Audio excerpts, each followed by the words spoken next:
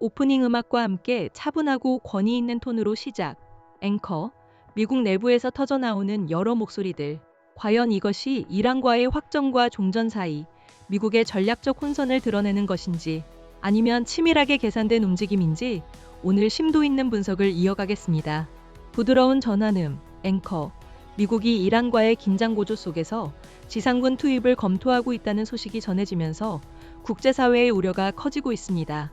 김재천 서강대 국제대학원 교수님, 먼저 이 상황을 어떻게 진단하고 계십니까? 김재천 교수, 네. 현재 상황을 보면 일부 해병대가 이미 도착했고 약 2,500명의 해병대와 82공 수여단, 그리고 1만 명 규모의 보병 추가 배치까지 검토되고 있는 것으로 파악됩니다. 트럼프 대통령의 최종 승인 여부는 아직 확인되지 않았습니다만 이러한 움직임은 이란 측과 국제사회의 지상군 투입에 대한 강한 우려를 불러일으키고 있습니다. 하지만 제 개인적인 판단으로는 이는 일종의 압박용 성격이 강하다고 봅니다. 현재 집결 중인 해병대와 공수부대 병력을 합쳐 약 7,500명, 여기에 1만 명의 보병이 추가된다고 해도 이것이 실질적으로 전황을 뒤바꿀 만한 의미 있는 지상전으로 이어지기에는 병력 규모가 부족하다고 판단됩니다. 물론 호르무즈 해협 내에서 일시적인 해협 개방 작전 등 군사적 행동을 시도할 가능성은 있습니다. 하지만 섬 점령을 위한 상륙 작전은 그 자체로도 매우 위험하며 점령 후에는 고정된 목표물이 되어 이란의 반격에 취약해질 수밖에 없습니다. 진정한 의미의 지상전을 위해서는 이미 6개월 전부터 최소 150만 대규모의 병력 동원과 본토 진입을 위한 철저한 준비가 필요했을 것입니다. 따라서 지금 단계에서 의미 있는 정책 목표를 달성할 수 있는 지상작전은 쉽지 않을 것으로 보이며 만약 인명피해가 발생한다면 경제적 비용보다 훨씬 큰 정치적 타격을 입게 될 것입니다. 이러한 점을 고려할 때 지상전 투입 가능성은 열려 있지만 그 규모와 실현 가능성은 낮다고 보는 것이 합리적일 것입니다. 앵커, 김재천 교수님께서는 미국의 지상군 움직임이 압박용에 그칠 가능성에 무게를 두셨습니다. 성일광 서강대 유로메나 연구소 교수님께서는 어떻게 보십니까? 미국이 해병대와 공수부대 등 7,000명가량을 이란에 집결시켰고 미 국방부가 수주간의 지상전 준비 보도까지 나오고 있습니다. 성일광 교수, 네, 맞습니다.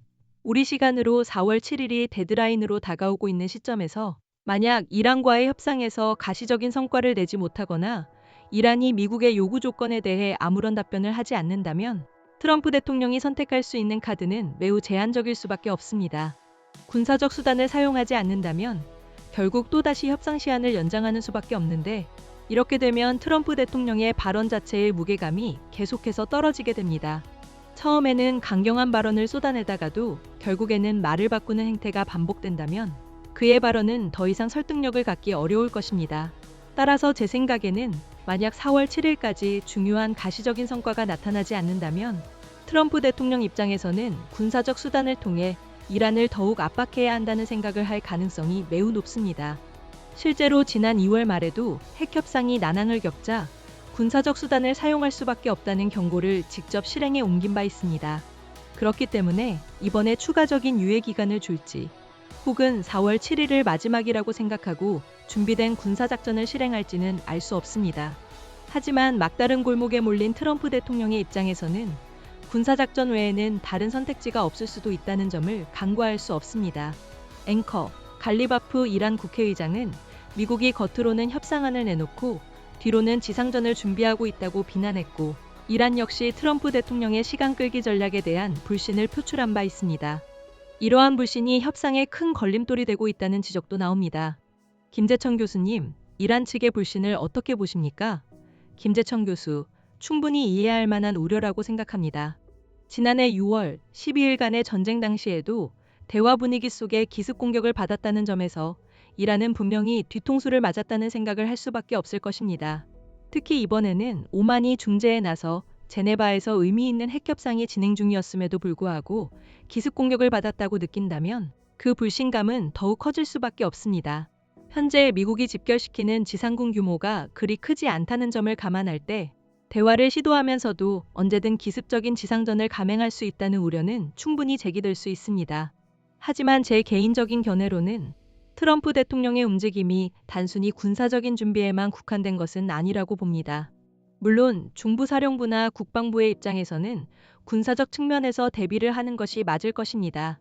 그러나 트럼프 대통령은 정치적인 상황, 특히 8개월 앞으로 다가온 중간선거와 차기 대선 출마 가능성이 없는 상황에서 미국 역사에 어떤 족적을 남길 것인가 하는 다소 과대한 자기인식이 작용하고 있을 가능성이 있습니다. 성일광 교수님께서도 언급하셨듯이 트럼프 대통령의 스타일은 일단 일을 저지르고 나서 합리화하거나 명분을 찾는 방식입니다. 따라서 협상 국면이 본인의 의사대로 진행되지 않는다면 호르무즈 해협의 작은 섬에 깃발을 꽂고 셀프 승리를 선언하며 종전 및 철수를 선언하는 방식의 극단적인 행동을 할 가능성도 배제할 수 없습니다. 이러한 예측 불가능성 때문에 더욱 우려되는 부분이 있습니다. 차분한 마무리 음악 시작. 앵커. 네, 그렇습니다. 격화되는 긴장 속에서 미국의 군사 전략과 이란과의 협상 과정, 그리고 트럼프 대통령의 복잡한 심리가 얽히고 설키면서 앞으로의 상황 예측이 더욱 어려워지고 있습니다.